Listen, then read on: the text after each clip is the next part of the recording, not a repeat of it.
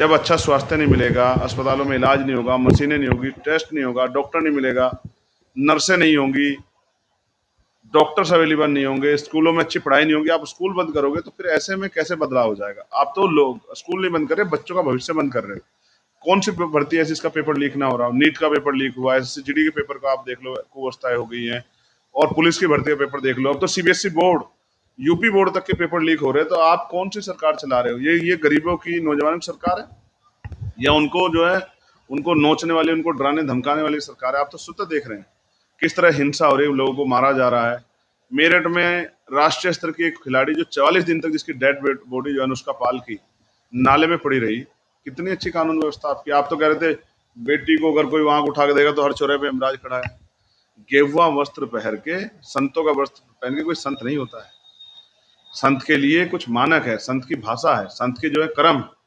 उनको अगर आप कथनी करनी को देखोगे, 2015 में जो कह रहे थे कि गाय माता को राष्ट्रीय माता का दर्जा मिलना चाहिए, राष्ट्रीय पशु का दर्जा मिलना चाहिए, वही उनके सौर जो है बदले बदले से आप इस बात से आइडिया लगा लो कि आज जब उत्तर प्रदेश में उनकी सरकार है तो क्यों नहीं राज्य पशु का दर्जा देते, क्यों नहीं राज्य माता का दर्जा देते, जिससे कि गाय की हत्या बंद हो जाए।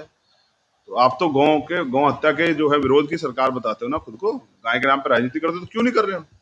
क्योंकि आपकी सरकार चंदा लेती है बीफ कंपनियों से।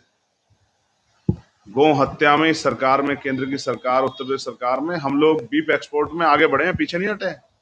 इसका मतलब ये सरकार सिर्फ और सिर्फ चंद पैसे के लिए किसी भी चीज को दांव पे लगा सकती है। इनकी कथनी करनी में फर्क है। कहाँ है 2 करोड़ रोजगार, कहाँ है 15 लाख रुपए, कहाँ है किसानों की आमदनी दुगनी? आवारा छुट्टा पशुओं ने किस तरह के हाल कर दिए फसलों के। गन्ने की क्या स्थिति है, मिलों से पैसा नहीं मिल रहा है। बिजली ने कमर तोड़ दी है, बिजली के सरचार्ज आपने बढ़ा दिया था, विरोध, जनता के विरोध के सामने आप पीछे ले गए। आपने प्रीपेड मीटर लगा दिए, लोगों पर काम दे रहे हैं क्या? सरकार ने योजना लाई है जिसको, जो पहले जो है महात्मा गांधी जो है रोजगार ग्रामीण गारंटी गारंटी योजना थी, ग्रामीण रोजगार गारंटी योजना थी, उसको बदल के आपने जी राम जी किया।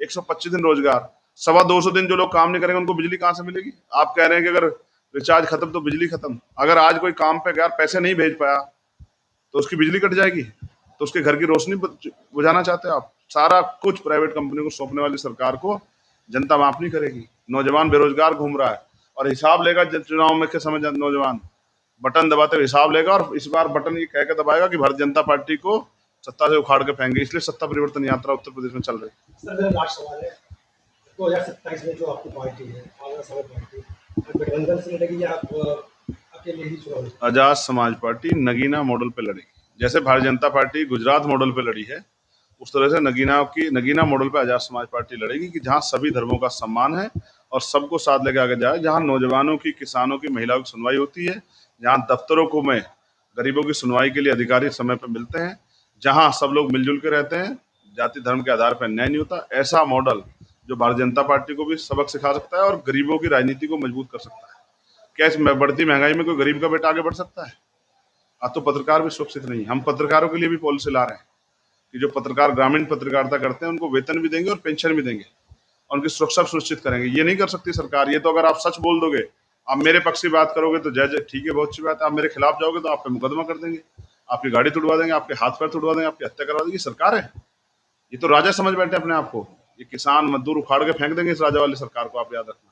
कहाँ है वो वादा कि बिजली का बिल माफ और जो है रेट हाफ, कहाँ है वो किसके लिए था? वो पाकिस्तान के लिए था क्या नारा आपका? ये बांग्लादेश के लिए था, चाइना के लिए था? आपने 2022 में लगाया था ना कि बिजली का बिल माफ करेंगे और बिजली के दाम हाफ करेंगे, तो आपने ना हाफ किए, आपने तो जो है सरचार्ज बढ़ा दिया था 10%। कच्चे तेल के दाम गिर रहे हैं, लेकिन आप यहाँ पेट्रोल डीजल पे आपने सैकड़ा पार करा दिया है।